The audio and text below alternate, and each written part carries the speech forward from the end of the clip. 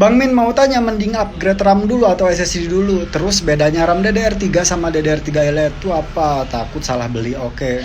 Jadi kalau misalkan laptop kamu RAM-nya udah 4 GB, ya mending upgrade SSD dulu, karena SSD itu untuk kecepatan membaca si laptop, teman-teman. Dan bedanya DDR3 sama DDR3L itu apa? Takut salah beli.